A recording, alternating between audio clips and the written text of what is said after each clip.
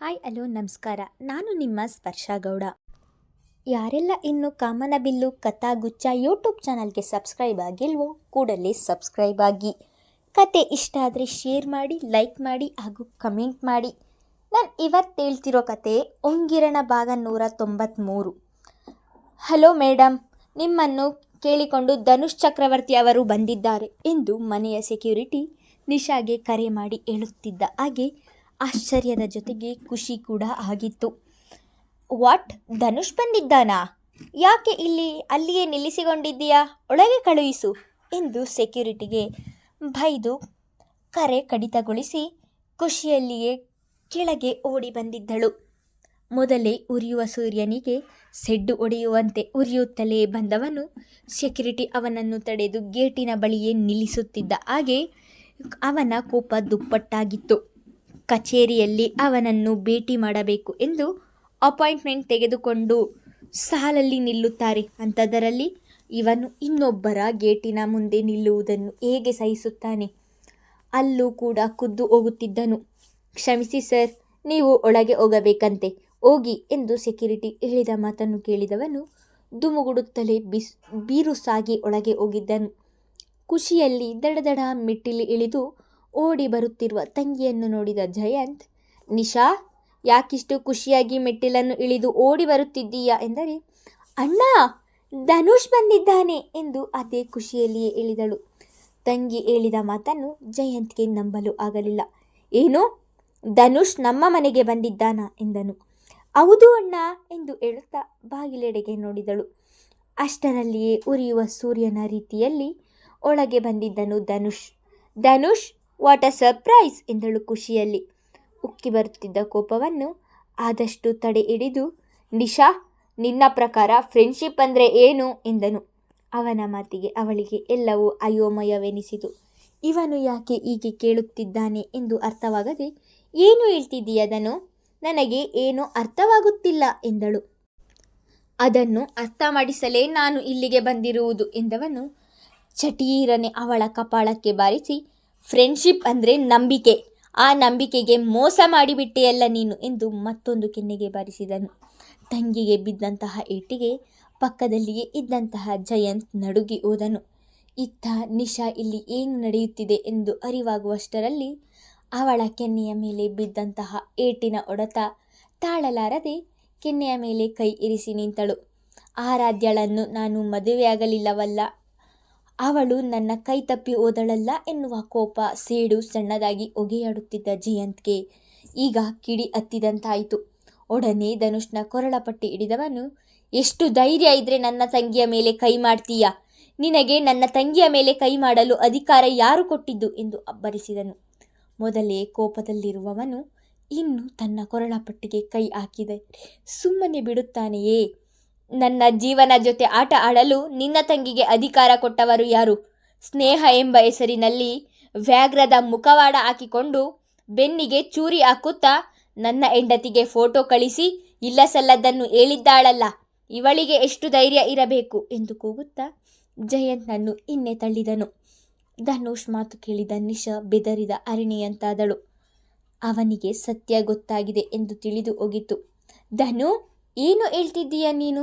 ಯಾವ ಫೋಟೋ? ನನಗೇನು ಗೊತ್ತಿಲ್ಲ ಎಂದು ಏನು ಗೊತ್ತೇ ಇಲ್ಲ ಎನ್ನುವ ಹಾಗೆ ಮಾತನಾಡುತ್ತಿದ್ದಳು. ಎಲ್ಲ ಗೊತ್ತಿದ್ದು ಏನು ಗೊತ್ತೇ ಇಲ್ಲ ಎನ್ನುವ ಹಾಗೆ ಅದೆಷ್ಟು ಚೆನ್ನಾಗಿ ನಾಟಕ ಆಡ್ತೀಯ. ಕಣ್ಣ ಮುಂದೆ ಒಂದು ರೀತಿ, ಬೆನ್ನ ಹಿಂದೆ ಇನ್ನೊಂದು ರೀತಿ. ಅದೆಷ್ಟು ಚೆನ್ನಾಗಿ ಮೋಸ ಮಾಡಿದೆ ನೀನು. ಯಾರ ಬಳಿಯೂ ಅಷ್ಟು ಕ್ಲೋಸ್ ಆಗದವನು ಫ್ರೆಂಡ್ ಎಂದು ನಿನ್ನನ್ನು ನಂಬಿ ನಿನ್ನ ಜೊತೆ ಕ್ಲೋಸ್ ಆಗಿದ್ದಕ್ಕೆ ನೀನು ಕೊಟ್ಟಂತಹ ಬಹುಮಾನ ಇದು ಎಂದು ತನ್ನ ಮೊಬೈಲ್ನಲ್ಲಿ ಇದ್ದಂತಹ ಫೋಟೋಗಳನ್ನು ಅವಳ ಮುಂದೆ ಇಡಿದನು. ಅವನ ಮೊಬೈಲ್ನಲ್ಲಿ ಫೋಟೋಗಳನ್ನು ನೋಡುತ್ತಿದ್ದ ಹಾಗೆ ಅದಾಗಲೇ ಬೆವತು ಹೋದಳು. ಇಲ್ಲ ಧನುಷ್, ಇದೆಲ್ಲ ಸುಳ್ಳು. ನಾನು ಈ ಫೋಟೋಗಳನ್ನು ಕಳಿಸಿಲ್ಲ. ಶರದಿ ನಿನ್ನ ಬಳಿ ಸುಳ್ಳು ಹೇಳುತ್ತಿದ್ದಾಳೆ ಎಂದಳು. ಅವಳು ಶರದಿಯ ಹೆಸರು ಹೇಳುತ್ತಿದ್ದ ಹಾಗೆ, ಮುಚ್ಚು ಬಾಯಿ, ಅವಳ ಹೆಸರು ಹೇಳಲು ಯೋಗ್ಯತೆ ಇಲ್ಲ ನಿನಗೆ. ಗಂಡ ಹೆಂಡತಿ ಮಧ್ಯೆ ತಂದಿಟ್ಟು ತಮಾಷೆ ನೋಡ್ತಿದ್ದೀಯಾ ಎಂದನು ಕೋಪದಲ್ಲಿ. ಈಗ ತನ್ನ ತಪ್ಪನ್ನು ಸಮರ್ಥನೆ ಮಾಡಿಕೊಳ್ಳಲು ನಿಶಾಳಿಗೆ ಯಾವುದೇ ದಾರಿಯೂ ಆಯ್ಕೆ ಇರಲಿಲ್ಲ.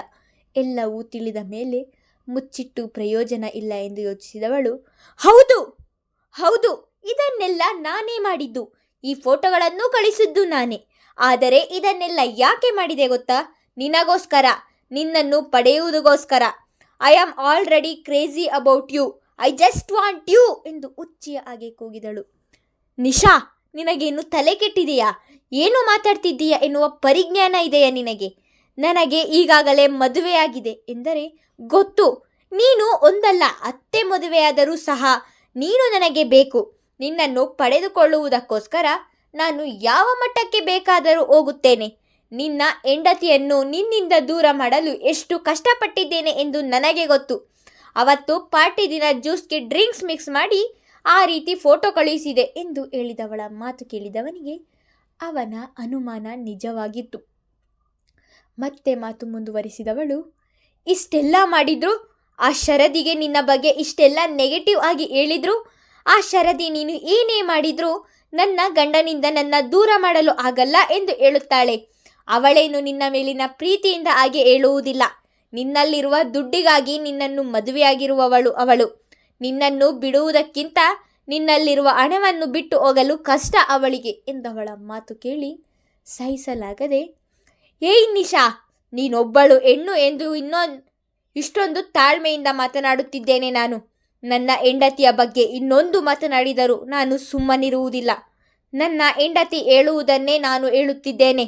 ನನ್ನ ಹೆಂಡತಿಯನ್ನು ನೀನಲ್ಲ, ಆ ಬ್ರಹ್ಮ ಬಂದರೂ ಸಹ ಬೇರೆ ಮಾಡಲು ಸಾಧ್ಯವಿಲ್ಲ. ಇನ್ನೊಮ್ಮೆ ಈ ರೀತಿಯ ಹುಚ್ಚಾಟಗಳನ್ನು ಮಾಡದೆ ಸುಮ್ಮನಿದ್ದರೆ ನಿನಗೆ ಒಳ್ಳೆಯದು ಎಂದು ಅವಳಿಗೆ ಎಚ್ಚರಿಕೆಯನ್ನು ನೀಡಿ ಅಲ್ಲಿಂದ ಹೊರಟನು. ಅವನು ಹೊರಟ ನಂತರ ಇತ್ತ ನಿಶಾಳಿಗೆ ಅವನ ಮಾತು ಕೇಳಿ ನಿಜವಾಗಿಯೂ ಹುಚ್ಚು ಹಿಡಿದಂತಾಯಿತು. ಅವನ ಮೇಲಿನ ಕೋಪಕ್ಕೆ ಏನು ಮಾಡುತ್ತಿದ್ದೇನೆ ಎನ್ನುವ ಅರಿವಿಲ್ಲದೆ ಮನೆಯಲ್ಲಿರುವ ಎಲ್ಲ ವಸ್ತುಗಳನ್ನು ನೆಲದ ಪಾಲು ಮಾಡಿದ್ದಳು. ನಿಶಾ, ಏನು ಮಾಡ್ತಿದ್ದೀಯಾ? ನೀನು ಈ ರೀತಿ ಆಡುವುದರಿಂದ ಯಾವುದೇ ಪ್ರಯೋಜನವಿಲ್ಲ. ಸಮಾಧಾನ ಮಾಡಿಕೊ ಎಂದು ಜಯಂತ್ ಅವಳನ್ನು ಎಷ್ಟೇ ಸಮಾಧಾನ ಮಾಡಲು ನೋಡಿದರೂ ಸಹ ಅವನ ಮಾತಿನ ಕಡೆ ಗಮನ ಕೊಡದವಳು ಎಲ್ಲ ಅಲಂಕಾರಿಕ ವಸ್ತುಗಳನ್ನು ನೆಲದಲ್ಲಿ ಬಿಸಾಡಿ ಒಡೆದು ಹಾಕಿದ್ದಳು. ಇಲ್ಲ ಅಣ್ಣ, ಹೇಗೆ ಸಮಾಧಾನ ಮಾಡಿಕೊಳ್ಳಲಿ? ನೀನೇ ನೋಡಿದೆಯಲ್ಲ ಅವನು ಹೇಗೆ ಮಾತನಾಡಿ ಹೋದ ಎಂದು. ನೀನೇ ಹೇಳು ಅಣ್ಣ, ಆ ಶರದಿ ನನಗಿಂತಲೂ ಚೆನ್ನಾಗಿದ್ದಾಳಾ? ಅವಳಿಗಿಂತ ನಾನು ಯಾವುದರಲ್ಲಿ ಕಡಿಮೆ ಇದ್ದೀನಿ ಎಂದು ತನ್ನ ಅಣ್ಣನನ್ನು ಹಿಡಿದು ಅಳಲು ಶುರು ಮಾಡಿದಳು. ಬಣ್ಣ ರೂಪಕ್ಕಿಂತ ಮುಖ್ಯವಾದದ್ದು ಗುಣ ಎಂದು ತಿಳಿಸಿದ ಅವಳಿಗೆ ಬಣ್ಣ ರೂಪ ಯಾವಾಗ ಬೇಕಾದರೂ ಮಾಸಬಹುದು, ಆದರೆ ಎಂದಿಗೂ ಬದಲಾಗದೇ ಇರುವುದು ವ್ಯಕ್ತಿತ್ವ ಎನ್ನುವುದನ್ನು ಅರಿಯುವಲ್ಲಿ ಸೋತಿದ್ದಾಳೆ ನಿಶಾ. ನೀನು ಬೇಜಾರಾಗಬೇಡ ನಿಶಾ, ಇದಕ್ಕೆಲ್ಲ ಕಾರಣ ಆರಾಧ್ಯ. ಅವಳನ್ನು ಮಾತ್ರ ನಾನು ಸುಮ್ಮನೆ ಬಿಡುವುದಿಲ್ಲ ಎಂದನು ಜಯಂತ್. ಅಂದು ಆರಾಧ್ಯ ರಸ್ತೆಯಲ್ಲಿ ಇವನ ಕೆನ್ನೆಗೆ ಹೊಡೆದಾಗಿನಿಂದ ಅವಳ ಮೇಲೆ ಸೇಡು ತೀರಿಸಿಕೊಳ್ಳಲು ಅವಕಾಶಕ್ಕಾಗಿ ಕಾಯುತ್ತಿದ್ದಾನೆ. ಇಂದು ತಂಗಿಯ ಸ್ಥಿತಿಯನ್ನು ನೋಡಿ ಅವನ ಕೋಪ ದುಪ್ಪಟ್ಟಾಗಿತ್ತು. ತಪ್ಪು ಮಾಡುತ್ತಿರುವ ತಂಗಿಯನ್ನು ತಿದ್ದಿ ಬುದ್ಧಿ ಹೇಳದೆ ಉರಿಯುವ ಬೆಂಕಿಗೆ ನೀರು ಹಾಕಿ ಆರಿಸುವುದನ್ನು ಬಿಟ್ಟು ತುಪ್ಪ ಸುರಿಯುತ್ತಿದ್ದಾನೆ. ಶರದಿ, ನಿಶಾ ವಿಷಯವನ್ನು ನನಗೆ ಹೇಳದೆ ತಪ್ಪು ಮಾಡಿದೆ. ಮೊದಲೇ ಈ ವಿಷಯವನ್ನು ನನಗೆ ಹೇಳಿದ್ದರೆ ನಮ್ಮಿಬ್ಬರ ಮದುವೆ ಇಷ್ಟು ಮನಸ್ತಾಪಗಳಲ್ಲಿ ಇರುತ್ತಿರಲಿಲ್ಲ. ಇದೊಂದು ವಿಷಯಕ್ಕೆ ನಿನ್ನ ಮೇಲೆ ಕೋಪ ಇದೆ ನನಗೆ ಎಂದವನು ಕ್ಷಣಗಳ ತರವಾಯು, ಆ ನಿಶಾ ಜೊತೆ ನನಗಾಗಿ ಅಷ್ಟೆಲ್ಲ ಮಾತನಾಡಿದವಳು ನೀನು. ನನ್ನ ಮೇಲೆ ಅಷ್ಟೆಲ್ಲ ಪ್ರೀತಿ ಇದ್ದರೂ ಯಾಕೆ ಹೇಳಲಿಲ್ಲ ನೀನು? ನಾನಿಂತ ದಡ್ಡ ನೋಡು. ಮದುವೆಗೂ ಮುಂಚೆಯಿಂದಲೂ ನಿನ್ನನ್ನು ಪ್ರೀತಿಸುತ್ತಿರುವ ನಾನೇ ಈ ವಿಷಯವನ್ನು ನಿನ್ನ ಬಳಿ ಹೇಳದೆ ಸುಮ್ಮನಿದ್ದೀನಿ. ಅಂಥದ್ದರಲ್ಲಿ ನೀನು ಹೇಳಿಲ್ಲ ಎಂದು ನಿನ್ನ ಮೇಲೆ ಅಪವಾದ ಹೊರಿಸುತ್ತಿದ್ದೇನೆ ಎಂದು ಕಾರು ಓಡಿಸುತ್ತಲೇ ಹೇಳಿಕೊಂಡವನು, ಇನ್ನು ತಡ ಮಾಡುವುದಿಲ್ಲ ಶರದಿ, ಇವತ್ತೇ ನನ್ನ ಪ್ರೀತಿಯನ್ನು ನಿನ್ನ ಬಳಿ ಹೇಳಿ ಮನೆಗೆ ಕರೆದುಕೊಂಡು ಹೋಗುತ್ತೇನೆ ಎಂದು ಹೇಳುತ್ತಾ ಅದಾಗಲೇ ರಿಷಿಯ ಮನೆಯ ಬಳಿಗೆ ಬಂದಿದ್ದನು. ಅದಾಗಲೇ ರಾತ್ರಿ 8ರ ಸಮಯ, ಊಟದ ಸಮಯವಾಗಿದ್ದರಿಂದ ವಸುಂಧರಾ, ರಿಷಿ, ಸ್ವಾಮಿನಾಥನ್ ಮೂವರು ಡೈನಿಂಗ್ ಟೇಬಲ್ ಮೇಲೆ ಊಟಕ್ಕೆ ಕುಳಿತಿದ್ದರೆ ಶರದಿ, ಆರಾಧ್ಯ ಇಬ್ಬರು ಬಡಿಸುತ್ತಿದ್ದರು. ಆರಾಧ್ಯ, ನೀನು ಕುಳಿತುಕೋ, ನಾನೊಬ್ಬಳೇ ಬಡಿಸುತ್ತೇನೆ ಎಂದು ಶರದಿ ಹೇಳಿದರೆ, ಬೇಡ ಶರದಿ, ಇಬ್ಬರು ಆಮೇಲೆ ಊಟ ಮಾಡೋಣ ಎಂದು ಹೇಳುತ್ತಾ ಅವಳು ಕೂಡ ಬಡಿಸುತ್ತಿದ್ದಳು. ಅದೇ ಸಮಯಕ್ಕೆ ಧನುಷ್ ಅವರ ಮನೆಯ ಬಾಗಿಲ ಬಳಿಗೆ ಬಂದವನು ಕರೆಗಂಟೆ ಒತ್ತಿದನು. ಇಷ್ಟು ಹೊತ್ತಿನಲ್ಲಿ ಯಾರು ಬಂದಿದ್ದಾರೆ ಎಂದು ಎಲ್ಲರ ಗಮನ ಅತ್ತಲೇ ಹರಿಯಿತು. ಯಾರೋ ನನ್ನ ಫ್ರೆಂಡ್ಸ್ ಇರಬೇಕು ಎಂದು ತೊದಲಿಸುತ್ತಲೇ ಹೇಳಿದ ಸ್ವಾಮಿನಾಥನ್ ಅವರು ನಾನೇ ಬಾಗಿಲು ತೆಗೆಯುತ್ತೇನೆ ಎಂದು ಮೇಲೆ ಏಳಲು ಹೊರಟವರನ್ನು ಹಿಡಿದು, ಅಪ್ಪ, ನಿಮ್ಮ ಫ್ರೆಂಡ್ಸ್ ಯಾರು ಬರ್ತಾರೆ ಇಲ್ಲಿ? ನಿಮಗೆ ನಡೆಯೋಕೆ ಆಗ್ತಿಲ್ಲ. ನೀವು ಹೋಗಿ ಬಾಗಿಲು ತೆರೆಯುತ್ತೀರಾ? ಸುಮ್ಮನೆ ಕುಳಿತು ಊಟ ಮಾಡಿ, ನಾನು ಯಾರು ಎಂದು ನೋಡುತ್ತೇನೆ ಎಂದು ಹೇಳಿ ಮತ್ತೆ ಡೈನಿಂಗ್ ಟೇಬಲ್ ಮೇಲೆ ಕೂರಿಸಿದ ಶರದಿಯೇ ಬಾಗಿಲು ತೆಗೆಯಲು ಹೋಗಿದ್ದಳು. ಬಾಗಿಲು ತೆಗೆದ ಶರದಿ ಅಲ್ಲಿ ಧನುಷ್ ನಿಂತಿರುವುದನ್ನು ನೋಡಿ ಆಶ್ಚರ್ಯವಾಗಿ ಹಾಗೆ ನಿಂತು ಬಿಟ್ಟಳು. ಶರದಿ ಅಂದು ಶಾಲೆಯಿಂದ ಬಂದು ಅವಳು ಮದುವೆಗೂ ಮುಂಚೆ ಹಾಕುತ್ತಿದ್ದ ಮಂಡಿಯ ತನಕ ಇರುವ ಮಿಡಿ, ಅದಕ್ಕೆ ಒಪ್ಪುವಂತಹ ಒಂದು ಚಿಕ್ಕ ಟಾಪ್ ಧರಿಸಿ ಪುಟ್ಟ ಹುಡುಗಿಯ ಹಾಗೆ ಬಹಳ ಸುಂದರವಾಗಿ ಕಾಣುತ್ತಿದ್ದಳು. ಅವಳ ಅಂದವನ್ನು ನೋಡಿ ಮಾತು ಮರೆತವನಂತೆ ನಿಂತು ಬಿಟ್ಟನು. ಶರದಿ, ಯಾರು ಅದು? ತಂಗಿ ಮಾತನಾಡದೆ ಸುಮ್ಮನೆ ನಿಂತಿರುವುದನ್ನು ನೋಡಿ ಊಟವನ್ನು ನಿಲ್ಲಿಸಿ ಎದ್ದು ಬಂದಿದ್ದನು ರಿಷಿ. ಮುಂದುವರೆಯುವುದು